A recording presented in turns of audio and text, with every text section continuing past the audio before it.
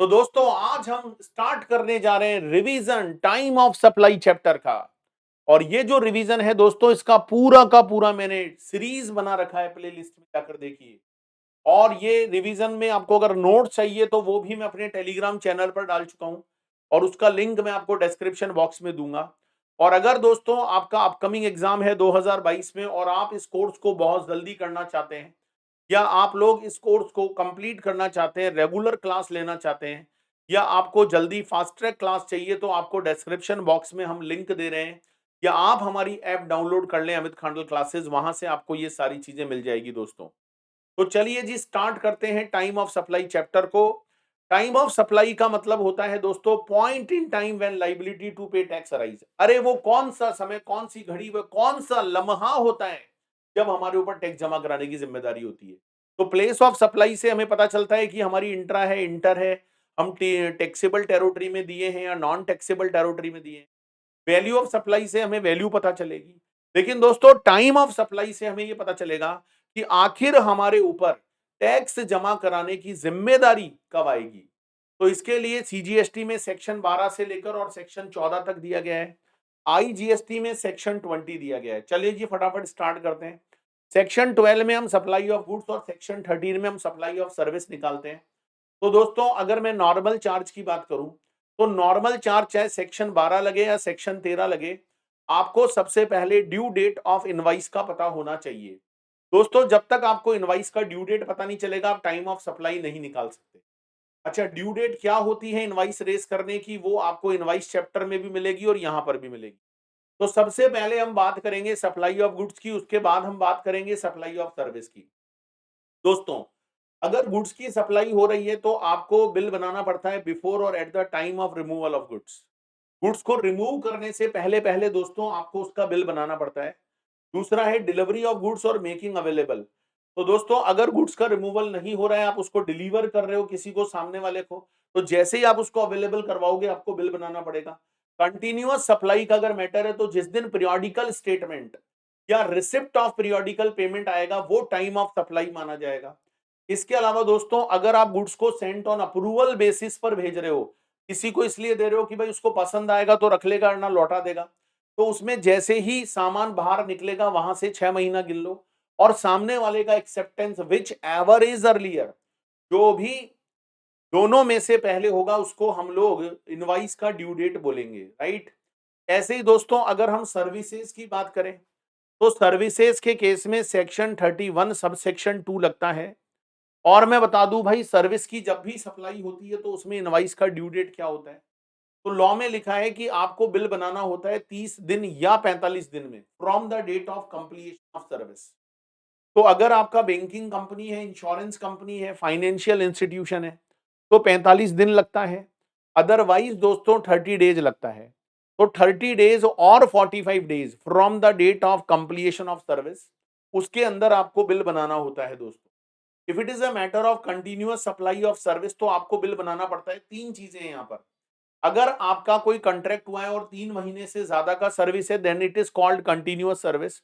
और उसमें दोस्तों जो बार बार ड्यू डेट ऑफ पेमेंट आता है, ड्यू डेट ऑफ पेमेंट, वो जो ड्यू डेट ऑफ पेमेंट होता है दोस्तों, उसे ही हम यहाँ पर क्या बोलते हैं, उसे ही, उस ड्यू डेट ऑफ पेमेंट को ही हम लोग इनवाइस का ड्यू डेट बोलते हैं।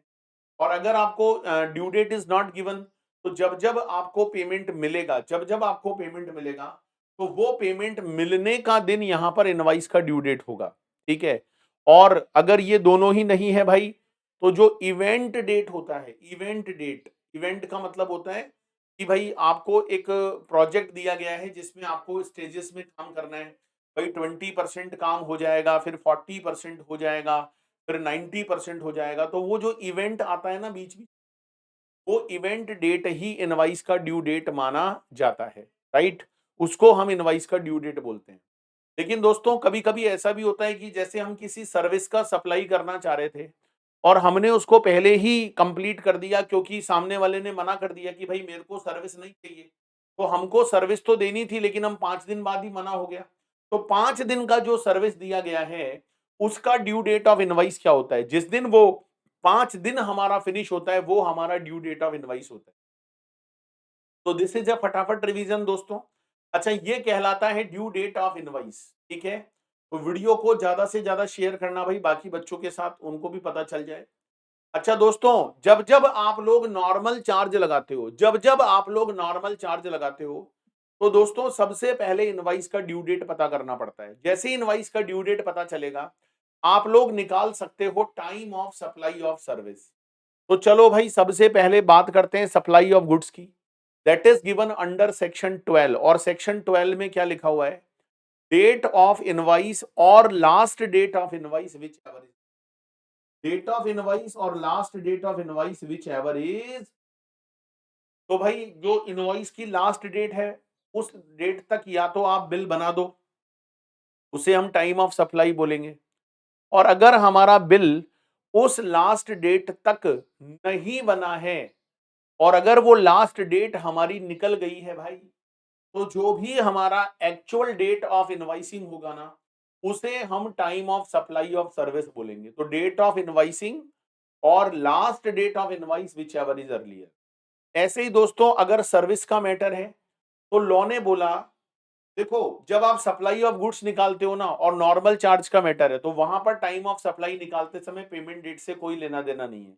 लेकिन जब हम सर्विस की बात करते हैं, ध्यान रखना दोस्तों, जब हम लोग सर्विस की बात करते हैं, तो वहां पर टाइम ऑफ सप्लाई हमें, in case of normal charge, आपको पेमेंट डेट से मतलब है। अच्छा, यहां पर दो सिचुएशंस बनेगी। देखो, पहली सिचुएशन है कि क्या आपने इनवॉइस टाइम से इशू किया है। अगर दोस्तों आपने इनवॉइस को टाइम से इशू किया है, within due date issue किया है, तो हम इनवॉइस की डेट को यहां बेस बनाएंगे। और दोस्तों, अगर हमारा इनवॉइस टाइम से इशू नहीं हुआ है, अगर हमारा बिल टाइम से नहीं बना है दोस्तों, तो फिर हम बिल की डेट नहीं लेंगे, फिर हम कंप्लीशन ऑफ सर्विस की डेट को बेस बनाएंगे। तो अगर हमारा बिल टाइम से बन गया है, तो बिल की डेट ले लो, और अगर हमारा बिल टाइम से नहीं बना है, तो कंप्लीशन ऑफ सर्विस की डेट ले लो। और दोस्तों, हमेशा कंपेयर करो पेमेंट की डेट से, विच एवर इज अर्लियर, जो भी दोनों में से पहले हो। ठीक है। अच्छा, पेमेंट जो होता है उसका मतलब आप जानते ही हो, बुक्स में जिस दिन एंट्री होती है वो, और जिस दिन आपके बैंक अकाउंट में पैसा क्रेडिट होता है वो, विच एवर इज अर्लियर। और फिर मैंने नीचे एक नोट लिखा था कि if can not be determine from the above basis. अगर सप्लायर के पास कोई रिकॉर्ड ही नहीं है इन सब चीजों का, तो भाई रेसिपिएंट की बुक्स में जिस दिन एंट्री मिलेगी, रेसिपिएंट की बुक्स में जिस दिन एंट्री मिलेगी, उसे ही दोस्तों टाइम ऑफ सप्लाई माना जाएगा। तो ये नॉर्मल चार्ज है। गुड्स के केस में केवल इनवाइस का ड्यू डेट ही देखना है। अगर इनवाइस के ड्यू डेट तक बिल बना दोगे, तो एक्चुअल डेट ऑफ इनवाइस ले लो, और अगर बिल नहीं बनाओगे, तो फिर ड्यू डेट ऑफ इनवाइस को बेस बनाया जाएगा। सर्विस के केस में आपको देखना पड़ेगा भाई, ठीक है, उसमें पेमेंट डेट से आपको कंपेयर करना पड़ेगा। ड्यू डेट ऑफ इनवाइस हमारा हो ही गया है। इसके बाद आ जाओ भाई, कुछ कॉमन पॉइंट्स हैं यहाँ पर। 1,000 रुपए तक का अगर आपको कोई सर्विस देना पड़ा, देखो गुड्स में तो ये चीज एप्लीकेबल नहीं होगी, क्योंकि गुड्स में payment date is not relevant, but service में पेमेंट डेट रेलिवेंट होती है। तो 1,000 रुपए तक अगर आपने कोई भी सर्विस दे दी है, तो 1,000 रुपए तक, सॉरी, अगर आपको एडवांस पेमेंट मिल गया है, 1,000 रुपए तक अगर आपको एडवांस पेमेंट, तो उसका पॉइंट टाइम ऑफ सप्लाई अभी करना जरूरी नहीं है। जब भी आपको पैसा मिलेगा भाई, जब भी आप सर्विस दोगे, पैसा तो आज मिल गया। कभी कभी क्या होता है दोस्तों, सर्विस सेक्टर में हमको थोड़ा बहुत पैसा एडवांस मिल जाता है, लेकिन हमको 1,000 रुपए तक के एडवांस पर जीएसटी जमा कराने की जरूरत नहीं है। हमें उसकी जरूरत तब है दोस्तों, जब हम उसका बिल रेस करेंगे। हम जब उसका इनवाइस रेस करेंगे, तब हम चाहें तो उसका जीएसटी जमा करा सकते हैं। This is optional my dear friend, this is optional. अच्छा, अदर पॉइंट्स में क्या लिखा है? Supply shall be deem to have been made. दोस्तों, कभी कभी क्या होता है कि पेमेंट हमें पार्ट्स में मिलता है। पेमेंट जो होता है ना, वो हमें कभी कभी पार्ट्स में मिलता है, या इनवॉइस भी हमें कभी कभी पार्ट्स के अंदर बनाना पड़ता है। तो अगर हमें इनवॉइस पार्ट्स के अंदर बनाना पड़ेगा, अगर हमको पेमेंट पार्ट्स में करना पड़ेगा, तो जितना पार्ट ऑफ इनवॉइस है, जितना पार्ट ऑफ पेमेंट है, उतने उतने तक दोस्तों सर्विस को दिया हुआ माना जाएगा, उतने उतने तक सर्विस को दिया हुआ माना जाएगा। पेमेंट का मतलब मैं आपको बता ही चुका हूं। चलो, उसके बाद हम बात करते हैं रिवर्स चार्ज की। रिवर्स चार्ज आप जानते हो, सप्लायर ने सप्लाई दी, recipient is liable to pay the GST. दोस्तों अगर हम गुड्स की बात करें तो आपको यहां, अच्छा इसमें due date of invoice is not required. ध्यान रखना दोस्तों, ड्यू डेट ऑफ इनवाइस केवल नॉर्मल चार्ज में रिक्वायर्ड है। जब आप रिवर्स चार्ज की बात करते हो तो वहां पर ड्यू डेट ऑफ इनवाइस जरूरत नहीं है। No need my dear friends, no need. अच्छा दोस्तों, जब मैं रिवर्स चार्ज की बात करता हूं तो वहां पर एक तो होता है सप्लाई ऑफ गुड्स और एक होता है हमारा सप्लाई ऑफ सर्विस। तो अगर हम सप्लाई ऑफ गुड्स की बात करें तो तीन चीजें इंपॉर्टेंट होती है, तीन चीजें। पहला रिसिप्ट ऑफ गुड्स, आपको गुड्स कब मिला, माल कब मिला आपको। दूसरा होता है 31st day from invoicing, bill कभी भी बनाया हो भाई सप्लायर ने, लेकिन सप्लायर की तो जिम्मेदारी है नहीं, जिम्मेदारी तो रेसिपिएंट की है। तो सप्लायर ने जब भी बिल बनाया उस बिल वाले दिन को छोड़ दो और उसके बाद 31वां दिन, लॉ में लिखा हुआ है 30 दिन के बाद जो दिन आता है, तो भाई ऐसे ही बोल दो 31st डे, तो वो वाला डे ले लो। और जिस दिन रेसिपिएंट यहां पर पेमेंट करेगा, यहां पेमेंट को रिसीव करने वाला दिन नहीं है, यहां पेमेंट कौन कर रहा है, रेसिपिएंट। तो जिस दिन रेसिपिएंट पेमेंट करेगा, विच एवर इज अर्लियर, जो भी तीनों में से पहले होगा ना भाई, उसको हम लोग यहां पर टाइम ऑफ सप्लाई बोलेंगे। अब हम बात करते हैं सप्लाई ऑफ सर्विस के केस में कैसे निकलेगा टाइम ऑफ सप्लाई। तो ध्यान रखना, रिवर्स चार्ज में यहां भी इनवाइस से मतलब नहीं है, ड्यू डेट से।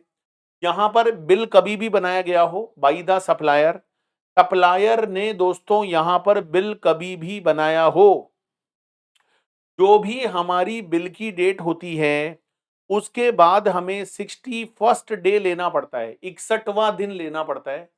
और पेमेंट का दिन ये भी लिखा हुआ होगा, विच एवर इज अर्लियर, जो भी दोनों में से पहले होगा उसे हम लोग यहां पर टाइम ऑफ सप्लाई बोलेंगे।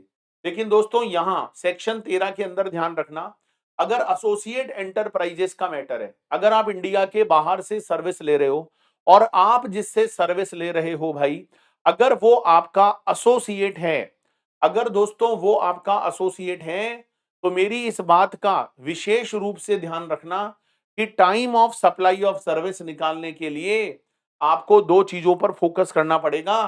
पहला डेट ऑफ बुक एंट्री, जब आप सामने वाले से सर्विस लिए हो। अच्छा, जब इंडिया के बाहर से इंडिया में सर्विस लोगे तो जीएसटी आप ही को जमा कराना है, रिवर्स चार्ज लगेगा, तो आप अपनी बुक्स में उसकी एंट्री कब करोगे, ठीक है, सर्विस को लेने की। दूसरा, आप उसको पेमेंट करोगे, तो विच एवर इज अर्लियर। अच्छा, एसोसिएट एंटरप्राइजेस क्या होती है, होल्डिंग है, सब्सिडरी कंपनीज हो गई, और भी जो section 92 of the income tax में बताए गए हैं वो सारे यहाँ एसोसिएट होते हैं। तो यहां पर टाइम ऑफ सप्लाई भाई साहब स्पेशल तरीके से निकलेगा। ध्यान रखना, यहां पर 61वें दिन से कोई लेना देना नहीं है, यहां पर date of entry in the books और payment date whichever is earlier. अच्छा दोस्तों, अगर मान लो ये सारी बात हो गई, अब कुछ कॉमन सेक्शंस हैं जो सेक्शन 12 में भी लगते हैं और सेक्शन 13 में भी लगते हैं। सेक्शन 12 में भी लगते हैं और भाई साहब सेक्शन 13 में भी लगते हैं, these are called common sections. इसमें हम वाउचर ले सकते हैं, सेक्शन 12(4) और 13(4), आइडेंटिफाइबल या नॉट आइडेंटिफाइबल, ठीक है। तो अगर वाउचर इशू करते समय आइडेंटिफाइबल है भाई, इससे आप लोग केवल यही सामान लोगे या इससे आप यही वाला सर्विस लोगे, बिकॉज कॉमन है ये। तो जिस दिन इशू किया जाएगा ना इनवाइस को, जिस दिन इनवाइस को इशू किया जाएगा, इनवाइस को नहीं सॉरी वाउचर को, जिस दिन दोस्तों वाउचर को इशू किया जाएगा ना, वो इशू करने का दिन ही टाइम ऑफ सप्लाई माना जाएगा। जिस दिन वाउचर को इशू किया जाएगा वो इशू करने का दिन ही टाइम ऑफ सप्लाई है। लेकिन दोस्तों अगर वाउचर आइडेंटिफाइबल नहीं है, अगर वाउचर आइडेंटिफाइबल नहीं है तो मैं आपको बता दूं, जिस दिन वो वाउचर रिडीम होगा, जिस दिन वो कूपन रिडीम होगा, वो रिडम्पशन वाला दिन यहां पर टाइम ऑफ सप्लाई माना जाए, ठीक है। रेजुडरी एंट्री का मतलब होता है कि जब ऊपर वाला कोई भी सेक्शन नहीं लग पा रहा हो, क्योंकि हमारे पास कोई इंफॉर्मेशन ही नहीं है और हमको जो केस दिया गया है वो फिट भी नहीं बैठ रहा, तो रेजिडुअल जो है वो सप्लाई ऑफ गुड्स के लिए भी है। और दोस्तों ये जो रेजिडुअल सेक्शन है, सेक्शन 12(5) और 13(5), ये दोनों के लिए काम करेगा, whether it is a matter of supply of goods और whether it is a matter of supply of service. और इसमें दो बातें बड़ी इंपॉर्टेंट है, बस याद रख लेना। अगर आप रजिस्टर्ड पर्सन हो, अगर आप रजिस्टर्ड पर्सन हो तो आप रिटर्न फाइल करने के लिए क्या हो भाई साहब, लाइबल हो। आप रिटर्न फाइल करने के लिए लाइबल हो, तो जिस दिन आप रिटर्न को फाइल करते हो, जिस दिन आप अपना पीरियोडिकल रिटर्न फाइल करते हो, जब रिटर्न चैप्टर आएगा मैं उसकी ड्यू डेट भी बताऊंगा, वैसे ड्यू डेट होती है हर महीने का रिटर्न अगले महीने की 20 तारीख तक जाना होता है। हर महीने का रिटर्न अगले महीने के 20 तारीख तक जाना होता है। तो लॉ में लिखा है कि भाई अगर मान लो if it is a matter of time of supply और if it is a matter कि आप एक रजिस्टर्ड पर्सन हो, आप एक रजिस्टर्ड पर्सन हो, तो लॉ में लिखा है कि जब भी रजिस्टर्ड पर्सन का मैटर आता है और अगर आप रिटर्न भरने के लिए लाइबल होते हो, तो जिस दिन आप अपना रिटर्न फाइल करते हो that is the time of supply.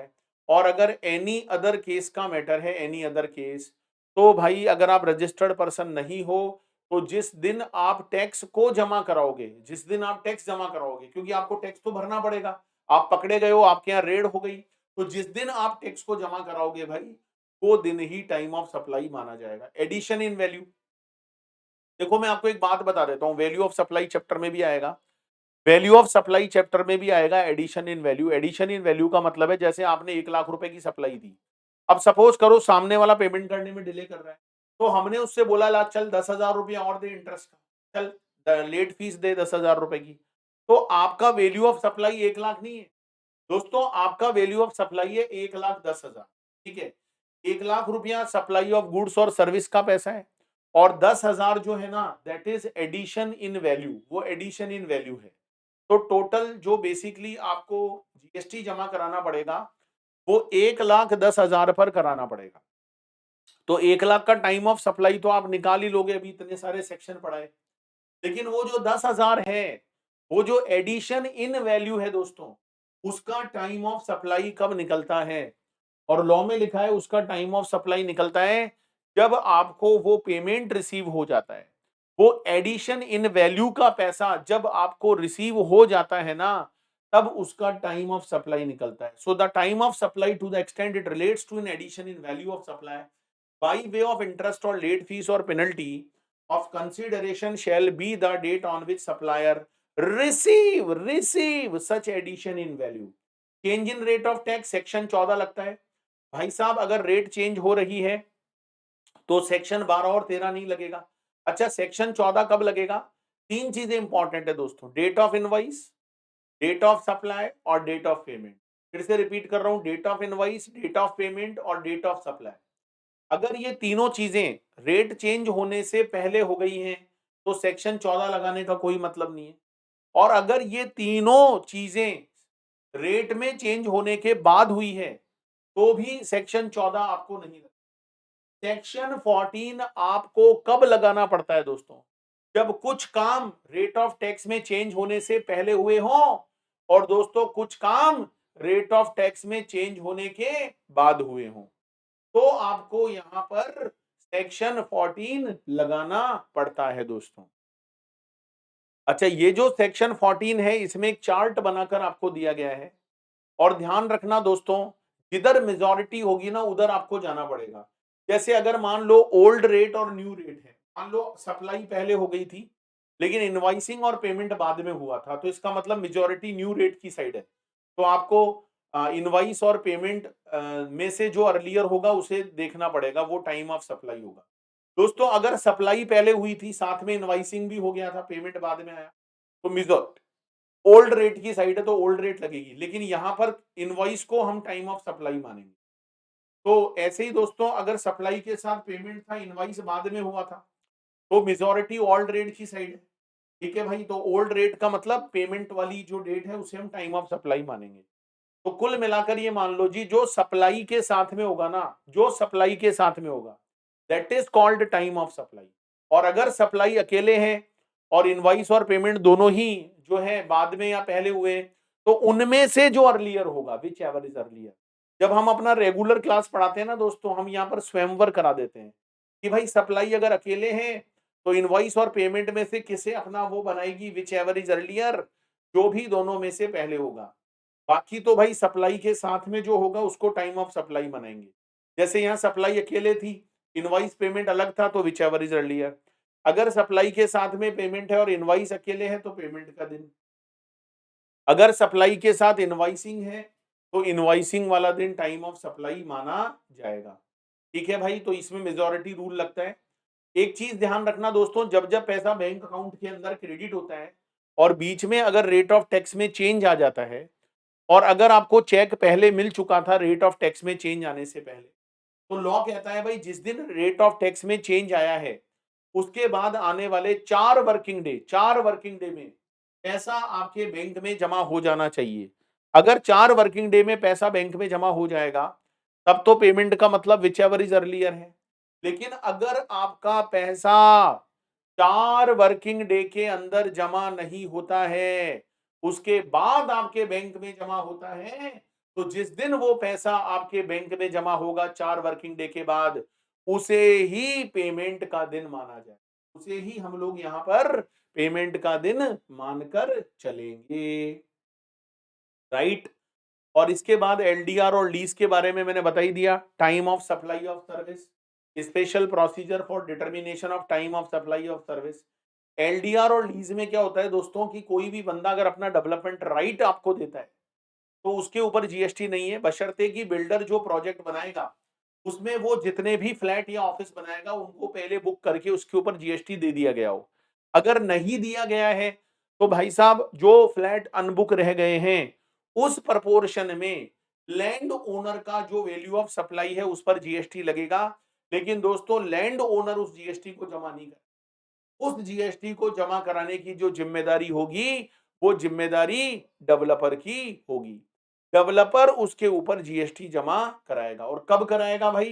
Date of issue of completion certificate, date of issue of completion certificate और first occupation of the project whichever is earlier, that is called time of supply of service. बाकी भाई मैंने पूरा example वगैरह दे रखा है, तो अगर आपको नोट चाहिए तो एक बार डिस्क्रिप्शन बॉक्स जरूर चेक कर लें। वीडियो को लाइक और शेयर कर देंगे दोस्तों, मुझे बहुत अच्छा लगेगा, मैं मोटिवेट रहूंगा और आपके लिए कुछ और अच्छा कर पाऊंगा। Thank you so much for watching. और अगर आपको इसका रेगुलर क्लास चाहिए तो भाई एक बार डिस्क्रिप्शन बॉक्स में लिंक देख लो, वहां से आपको इसका पूरा क्लास का एक्सेस भी मिल जाएगा। तो टाटा बाय बाय दोस्तों। लास्ट में एक ही बात बोलूंगा, जोश दिल में जगाते चलो और जीत के